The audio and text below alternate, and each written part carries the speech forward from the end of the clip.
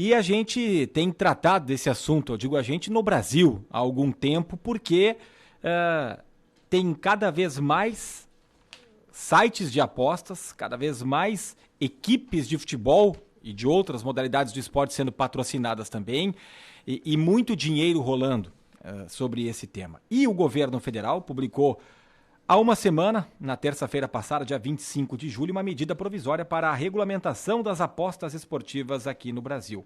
E essas regras entram em vigor em até 120 dias, passam a taxar em 18% as receitas das empresas. Mas não é só isso, tem uma série de outras coisas também que a gente vai abordar agora com o presidente do Instituto Brasileiro Jogo Legal, o IJL, ele que também é consultor da Frente Parlamentar do Marco Regulatório dos Jogos da Câmara dos Deputados e professor do curso de pós-graduação em Comunicação Empresarial da Universidade Cândido Mendes do Rio de Janeiro. Ele é jornalista especializado em loterias, jogos e apostas.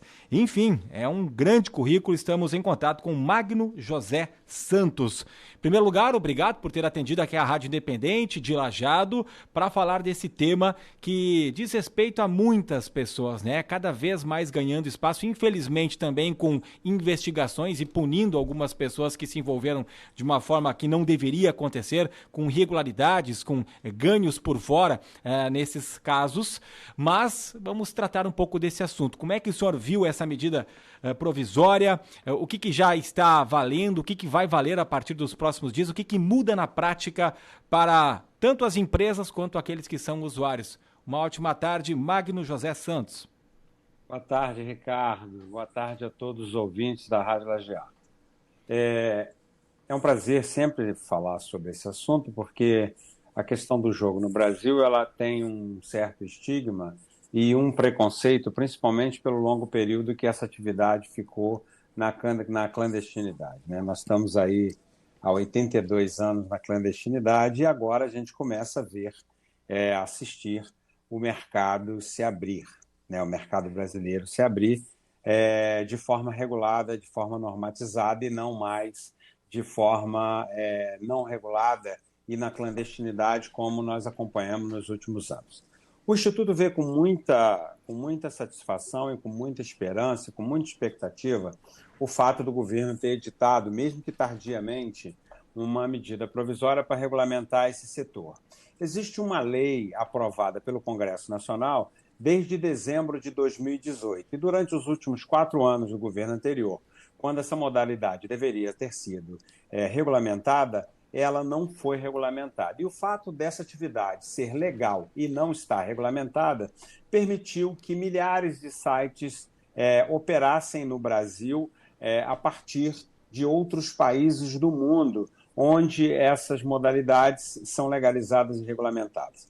E permitiu também que se fizesse publicidade na camisa dos times de futebol, na televisão, no rádio, em sites, né, na internet, ou seja, que eles investissem no Brasil um volume bem alto na campanha de marketing para divulgar suas plataformas que ficam hospedadas no exterior. Não é proibido, porque o Brasil tem uma lei que permite, mas é uma zona cinzenta porque não tem nenhuma regulamentação. Nós vimos com bons olhos como um primeiro passo, mas existem algumas questões que a gente pode falar um pouquinho adiante.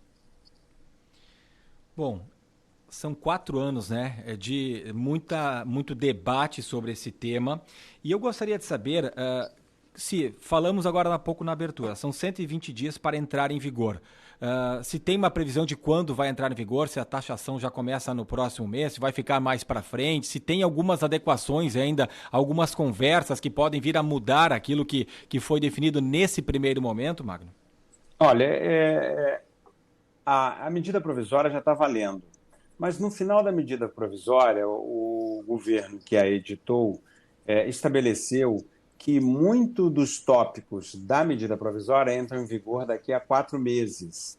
Por quê? Porque é necessário que, para editar as normativas, né, o conjunto de portarias para avançar na regulamentação, tipo definir publicidade, qual o melhor horário de propaganda, como serão as publicidades, qual a política de jogo responsável, ou seja, quem vai poder apostar, quem não vai poder apostar, jogador de futebol não vai poder apostar, dirigente de clube não vai poder apostar, ou seja, tem uma série de regramentos e esses regramentos só poderão ser editados a partir da conversão da medida provisória em lei. E para que ela seja convertida em lei, são necessários 120 dias, né? Então é o prazo que o governo vai precisar para editar as normativas e aí sim a gente acredita que em 2024 nós teremos sites, plataformas operando com a extensão .com.br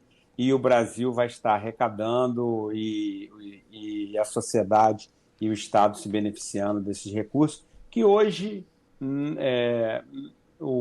essas plataformas elas não pagam imposto, ou seja, não existe nenhum benefício hoje para o Brasil na operação dessas apostas, salvo, né, alguns trabalhos, alguns empregos que foram gerados aqui e, e o imposto, né, o IOF, né, da tributação dos recursos quando eles são enviados para o exterior, porque quando você faz uma aposta hoje no Brasil, uma empresa de meio de pagamento converte sua aposta em dólar, ela vai ao exterior, o dinheiro vai ao exterior e volta. E nesse tráfego, né, que a FX faz, né, a empresa de câmbio, ela paga um IOF para o governo. Então, hoje, a única contrapartida que o governo tem são os tributos oriundos do IOF e os empregos que são gerados, porque muitas dessas plataformas já estão aqui no Brasil, tem agência de propaganda para poder contratar publicidade.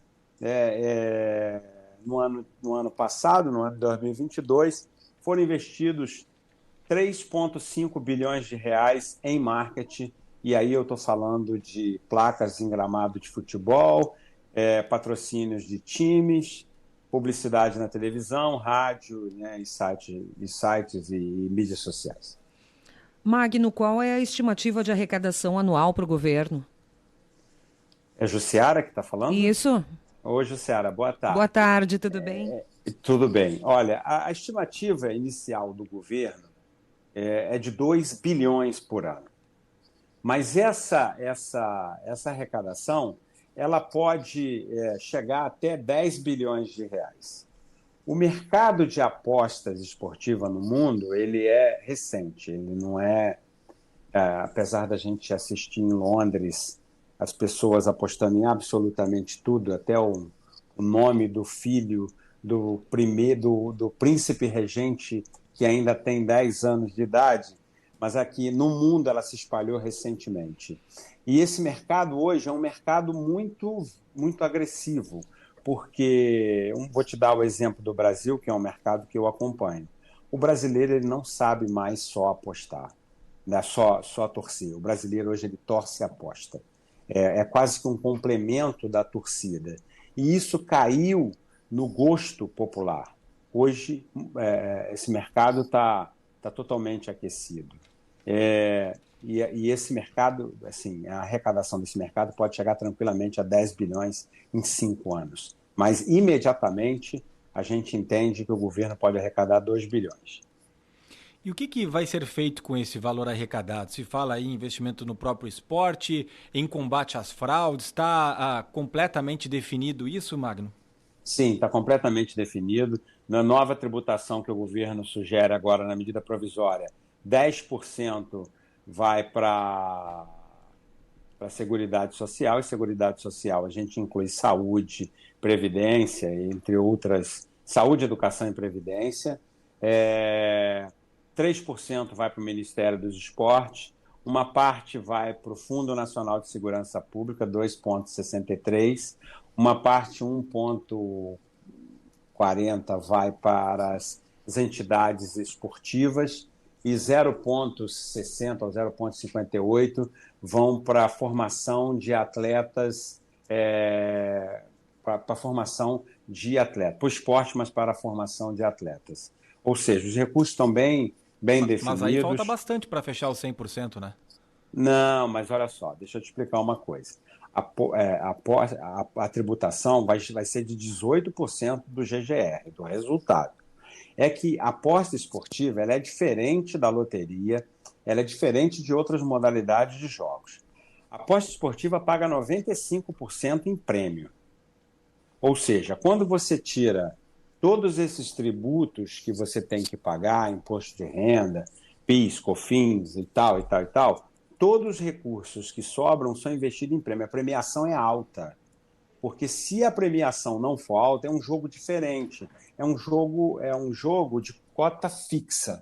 É diferente da loteria. Da loteria, todo mundo compra um bilhete de loteria, você faz um rateio, né, dessa loteria, o governo tira um pedaço, uma parte desses recursos, de forma de tributação, e o restante é rateado, né, é dividido entre os ganhadores. Na aposta de cota fixa, é um jogo bancado, ou seja, o apostador sabe quanto ele vai receber, qual é a probabilidade dele ganhar. Por exemplo, no jogo Botafogo e Grêmio, eu sou Botafogo, que o Botafogo teve a oportunidade de ganhar do Grêmio, o Botafogo estava pagando 5,60 contra 1,20 do Grêmio. Então, assim... Não estão acreditando no teu time, né, Magno? Exatamente. De vez em quando a gente acredita. Na verdade, ultimamente eu estou acreditando muito, porque a gente ainda não entende o que está acontecendo. Porque está ganhando, está lá em cima, a gente não sabe nem por que está lá em cima, mas é um bom momento. Então, assim, você tem uma probabilidade pré-estabelecida, você tem uma probabilidade que você, inclusive, pode quebrar a banca, né? Exemplo, se você fizer uma aposta muito alta de um evento remoto, por exemplo, quem apostou que o Botafogo poderia ser campeão do Campeonato Brasileiro antes do campeonato começar, estava pagando 1 para 35. Ou seja, se eu apostasse R$1.000, eu ganhava R$350 mil. Então, uma aposta dessa pode quebrar a banca. Por isso que o jogo bancado, ele tem riscos. E como tem risco, a premiação ela é alta. A maioria das apostas são pequenas, né? Olha, 85% das apostas no Brasil são apostas recreativas. São apostas em que o ganhador ganha menos de R$2.000.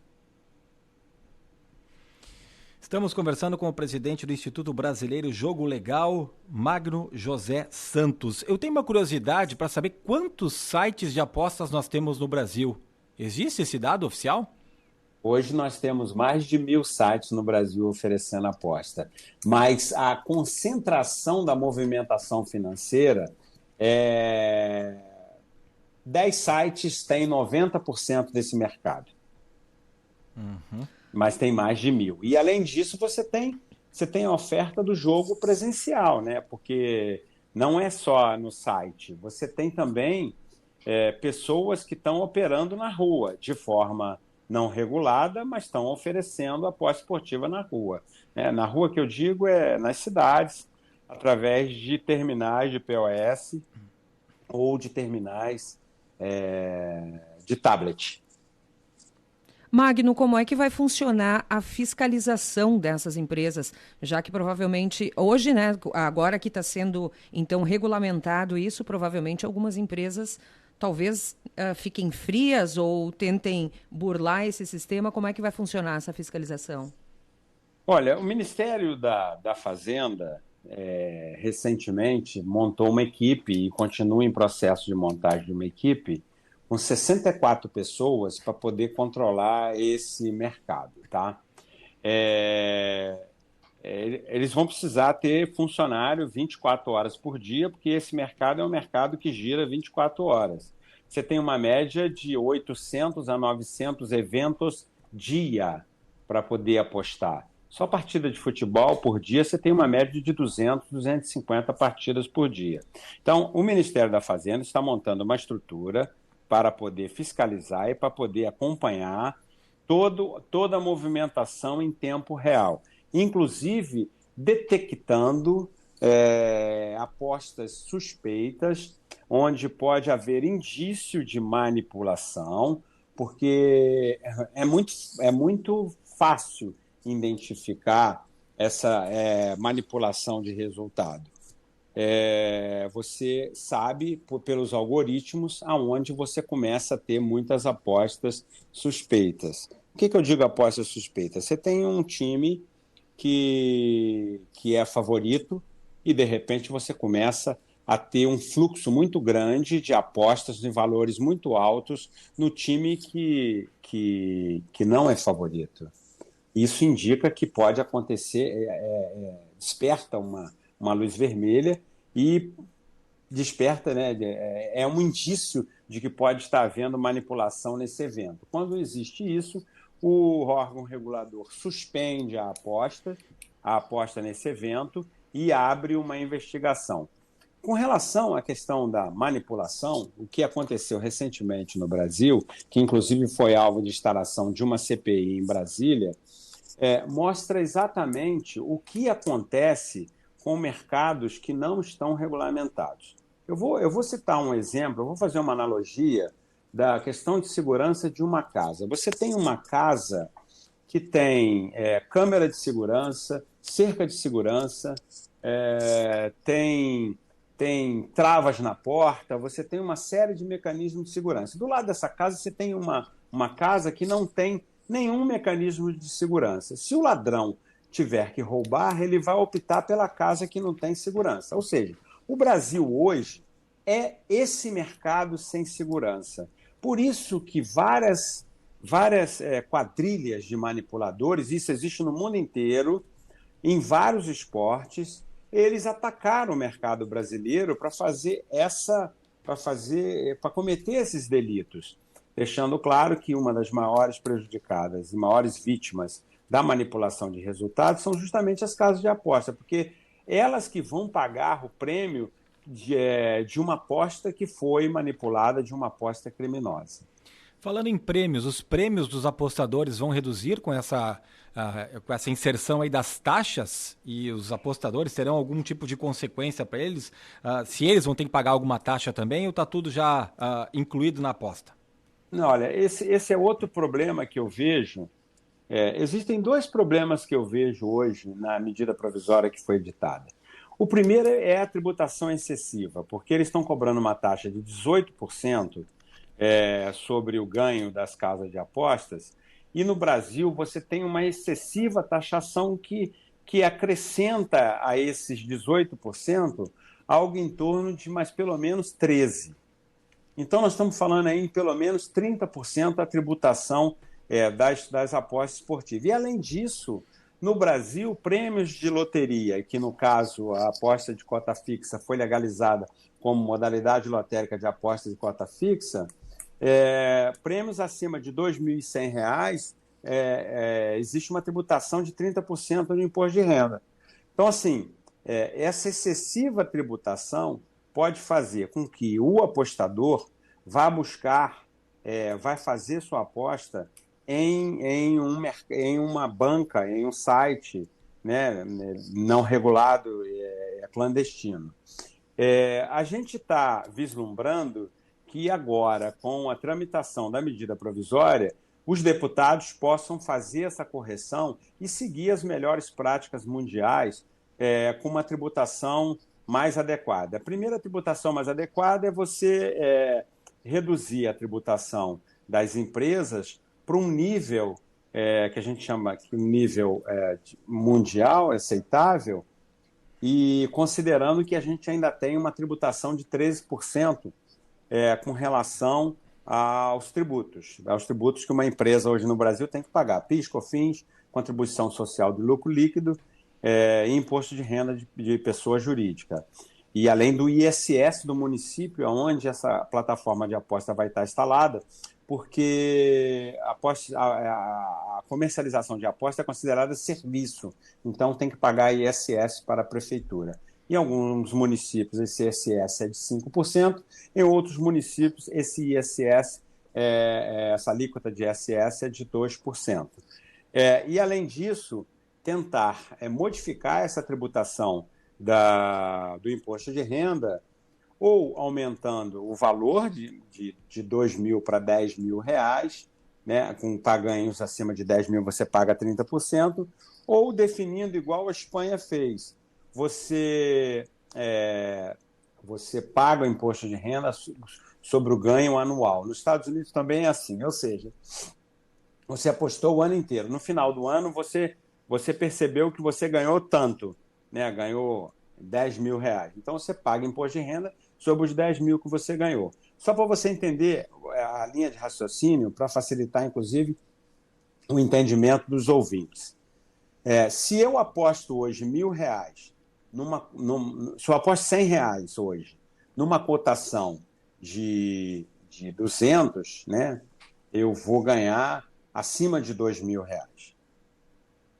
E aí, acima de 20, desculpa. Eu vou ganhar uma aposta de R$2.000. Aí eu vou pagar imposto sobre essa aposta. O imposto sobre essa aposta é 30%, eu vou pagar R$600. E aí, no momento seguinte, eu faço uma nova aposta de R$1.000 e perco. E aí, ou seja, ninguém você não paga, ninguém vai me ressarcir. Uhum. Quando paga cheio. Quando recebe, tem 30% de imposto. Exatamente. Quando você perde, você está cheio. Quando você ganha, você é tributado. Então, o que muitas jurisdições no mundo utilizam é você estabelecer esse ganho ao longo do ano. E aí você, ao longo do ano, ganhou, você paga tributo sobre o seu ganho e não para ficar mais justo. Tá? E como será obrigatório que todos os apostadores terão que se identificar através do CPF, todos, tanto na operação física na rua, quanto na operação online, fica fácil do fisco, né, da Receita Federal, sim, acompanhar quanto você ganhou ao longo do ano. Hoje são quantos apostadores? A gente estima que hoje existam 40 milhões de apostadores no país. No Brasil. Só no Brasil. 40 milhões. Mas ainda é um mercado muito pouco, sim, pequeno. A gente acredita que esse mercado... Desculpa. Não, pois não, pode concluir. A gente acredita que esse mercado pode chegar até 70 a 80 milhões de pessoas, mas tem um dado interessante, que é um dado até mesmo curioso para você ver como as apostas se popularizaram no Brasil. Hoje, no mundo, a cada 4 apostas que são feitas, uma é do Brasil. Olha aí. E você fala da onde? Eu falo de Niterói, no Rio de Janeiro.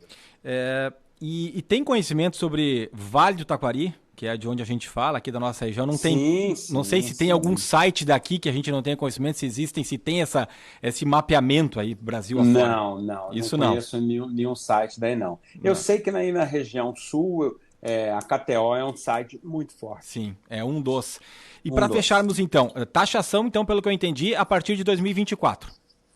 E a regularização também deve ser aprovada no Congresso, deve ser por aí?